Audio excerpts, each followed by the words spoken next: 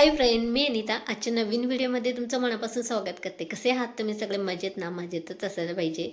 तर आज ना आहे रविवार आणि आराध्याचे पप्पासुद्धा गेले.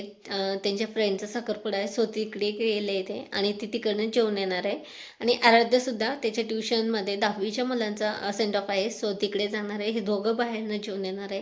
राहिला प्रश्न आमच्या दोघांचा, कैरव आणि माझा. तर आमच्यासाठी ना रात्रीची खिचडी पडली, त्यावरतीच आम्ही भागवणार आहे.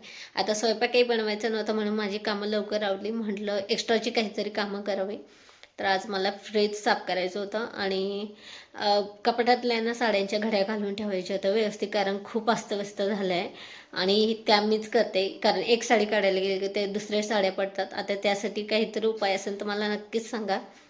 आणि तुम्ही व्हिडिओ बघताना आणि ह्या व्हिडिओमध्ये आज मी तुमच्यासोबत रेसिपीसुद्धा करणार आहे शेअर. बाजरीच्या पिठापासून बट्टी कशी बनवायची ती, आणि एक ट्रिकसुद्धा शेअर करणार आहे. सो हा व्लॉग नक्कीच कंटिन्यू करा.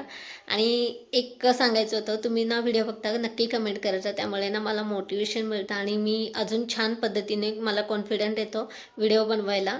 आणि मला माहिती आहे खूप साऱ्या चुका माझ्याकडून होता, कारण मी एक हाऊसवाईफ आहे. आणि तुम्हाला सांगायचं म्हटलं ना इन शॉर्ट, की मी अशी एक बाई आहे जिने ना आत्तापर्यंत कोणाच्या सपोर्टशिवाय काहीच केलं नाही. तर मी हे विदाऊट सपोर्ट सगळं काही करते आहे माझ्याच पद्धतीने. सगळं मला यामध्ये कोणाचंच अजिबात सपोर्ट नाही. सगळं मी माझ्या पद्धतीने करते आहे. शिकलीसुद्धा मी माझंच.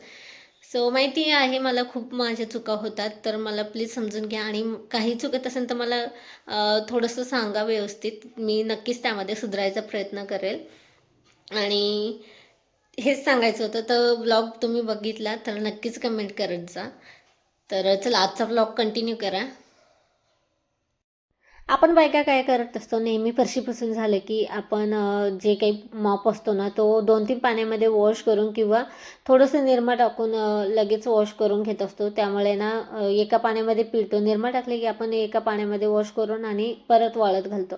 तर जे काही निरम्याचं हे असतं ना त्यामध्ये ते तसंच राहतं. आणि मग आपण फरशी पुसताना किंवा 2-3 दिवस आड आपण पाण्यामध्ये फक्त विसळून आणि तसंच वाळत घालत असतो.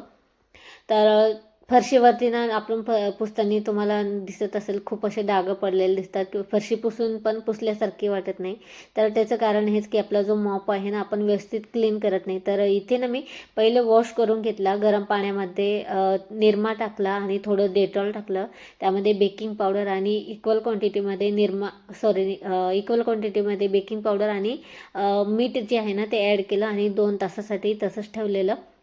तोपर्यंत इकडे फ्रीज मी क्लीन करून घेतलेलं, त्यातली सगळी भांडी काढून घेतली.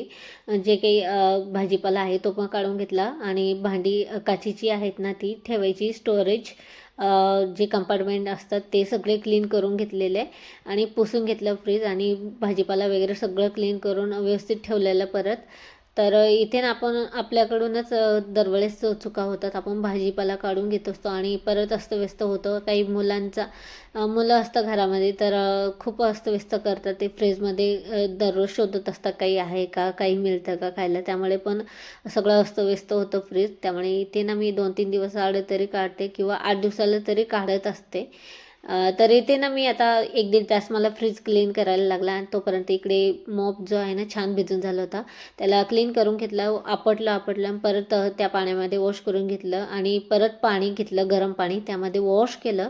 आणि परत इथे ना आपटायचं आपल्याला आणि परत ना छान स्वच्छ पाण्याने धुवून घ्यायचं. आता इथे मी नळाखाली छानपैकी गरम पाण्यामध्ये 2-3 वेळेस वॉश केला, आपटला, परत हे केलं त्यामध्ये हिसळला पाण्यामध्ये गरम. आणि इथे ना म्हणजे नळाखाली छान वॉश करून घेतला. आता तुम्ही बघितलं किती क्लीन निघाला होता माझा मॉप. त्यानंतर इथे मी तूर डाळ शिजत घातली, हळद मीठ आणि टोमॅटो ॲड करून. डाळ शिजेपर्यंत आता इकडे ना म्हणजे दरवाजामध्ये दिवा आणि आपले डॉक्टर बाबासाहेब आंबेडकर गौतम बुद्धांना अगरबत्ती लावून घेतली. आणि स्वामींनासुद्धा अगरबत्ती लावून घेतली, दिवा लावून घेतलेला. तर इथे सगळे देवपूजा वगैरे झाली आणि नंतर ना मग स्वयंपाकाला लागले. तर डाळ पण तोपर्यंत शिजून झालेली होती आणि म्हटलं आता चला फोडणी देऊया. तर मला ना आज कपाट साफ करायचं होतं, पण कपाट काही साफ करून झालं नाही. आता आपण म्हणतो रविवारच्या दिवशी ना खूप निवांत असतं, पण तसं काही नसतं. मुलं घरी असली का अजूनच आपलं आपलं जे काम असतं ना ते अजून जास्त लांबतं. त्यामुळे माझं आज कपाट जे आहे ना आवरून झालेलं नव्हतं. तर उद्या बघू म्हटलं काय होतं. तर इथे मी जिरे मोहरीची फोडणी दिली, हिरवी मिरची आणि कांदा छान परतून घेतला, टोमॅटो परतून घेतला, त्यामध्ये थोडंसं कांदा आणि हिरवी मिरची परतून झाले की टोमॅटो नरम होईपर्यंत परतला आणि इथे मसाल्यामध्ये लाल मिरची पावडर, हळद, मीठ, धने पावडर, गरम मसाला ॲड केलेला आणि आपला सांबार मसालासुद्धा मी यामध्ये ॲड केलेला 2 चमचे आणि मस्तपैकी शिजलेली डाळ ॲड केली. वरतून ना गूळ आणि चिंचेचं पाणी नक्कीच घाला, कारण त्यामुळे टेस्ट ना याची अजून जास्त वाढते. चिरलेली कोथिंबीर ॲड केली आणि इकडे ना आता लसूण आणि अद्रक, थोडीशी लाल मिरचीचा तडका मारलेला मी इथे तेलामध्ये परतून आणि खूप छान लागते, भन्नाट लागते अशी डाळ, सिंपलसुद्धा आपल्या चपातीसोबत. तर नक्कीच एकदा ट्राय करून बघा. आता इथे मी बट्टीची रेसिपी तुमच्यासोबत शेअर करते. तर इथे ना आपल्याला बाजरीचं पीठ घ्यायचं. आता बाजरीच्या पिठाच्या अकॉर्डिंग आपले मी इथे रवा घेतला आहे तो कमी जास्त होऊ शकतो. मी इथे 3 वाटी म्हणजे हे घेतलं बाजरीचं पीठ, त्यामध्ये 1 वाटी रवा घेतलेला किंवा 1.5 वाटीसुद्धा घेऊ शकतो आपण. तीळ घेतलेले, हळद, मीठ ॲड केलं आणि ओवा, जिरं क्रश करून हातावरती त्यामध्ये ॲड केलेलं. यामध्ये तेल टाकायचं मी विसरले होते, तर नंतर मला आठवण आली आणि मी वरतून ॲड केलेलं. थोडं धने पावडर ॲड केलेलं इथे मी आणि छान पाणी टाकून टाकून मळून घ्यायचं. आता आपण जसं बाजरीच्या भाकरीसाठी मळतो तसं नाही मळायचं हे आपल्याला अजिबात. तर थोडं घट्ट मळायचं, जेणेकरून गोळे जे आहे ना छान असे होतील. तर अशा प्रकारचे गोळे करून आपल्याला वाफवून घ्यायचे. छानपैकी त्याला कट करायचं गोल आकारामध्ये आणि तळून घ्यायचं. खूप भन्नाट लागते आणि हिवाळ्यामध्ये तर ही रेसिपी मस्ट आहे. तुम्हीसुद्धा एकदा नक्कीच ट्राय करून बघा. तर मी सुद्धा ना म्हणजे एकदा केली होती, तेव्हापासून मला आवडते ही. तर आता भरपूर दिवस झाले होते मी केली नाही आणि मी पण रीलमध्येच बघितलं होतं, तर तेव्हापासून मी करते.